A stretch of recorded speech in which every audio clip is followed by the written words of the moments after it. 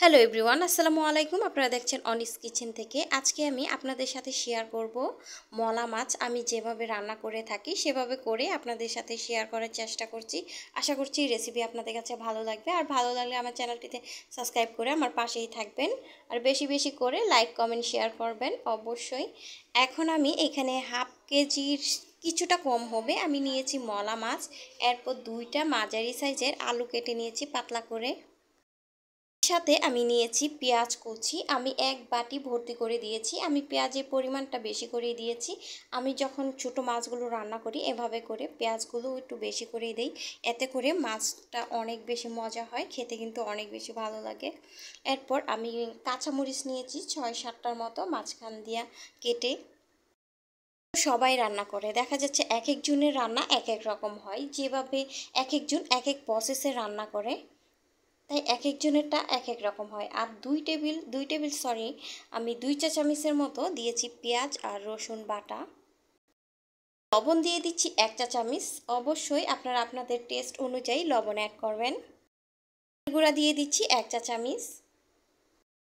মরিচের গুঁড়া নিয়েছি 1.5 চা চামচ। ঝাল আপনারা আপনাদের টেস্ট অনুযায়ী অ্যাড করবেন। দিচ্ছি ভাজা জিরার গুঁড়া, দিচ্ছি ধনিয়ার গুঁড়া। ভাজা জিরার গুঁড়া ধনিয়ার গুঁড়া আমি 1/2 চা চামচ করে দিয়েছি।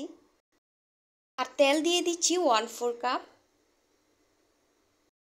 দিয়ে দেওয়ার পর এখন আমি হাত দিয়ে খুব ভালো করে তেল মশলাগুলো আমি একসাথে মিশিয়ে নিচ্ছি।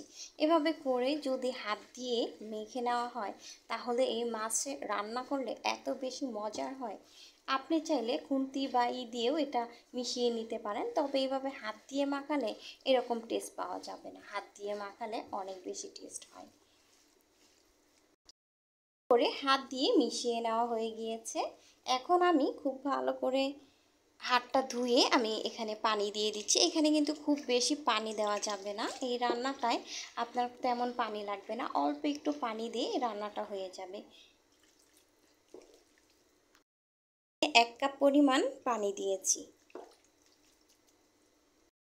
দেওয়ার পর এখন আমি রান্নাটা বসিয়ে দিচ্ছি। এদিকে আমি চুলাতে বসিয়ে দিয়েছি রান্নাটা, এখন ঢাকনা দিয়ে ঢেকে অপেক্ষা করছি। এদিকে তরকারিটা বলক চলে আসছে, এখন ঝোলটা শুকিয়ে যাওয়া পর্যন্ত অপেক্ষা করব।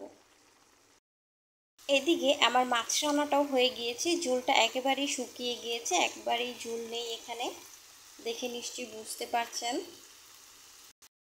মলা মাছের চচ্চড়ি আপনাদের কাছে কেমন লেগেছে অবশ্যই কমেন্ট বক্সে কমেন্ট করে জানাবেন। আশা করছি আপনাদের কাছে নিশ্চয়ই ভালো লেগেছে আজকের এই রান্নাটা।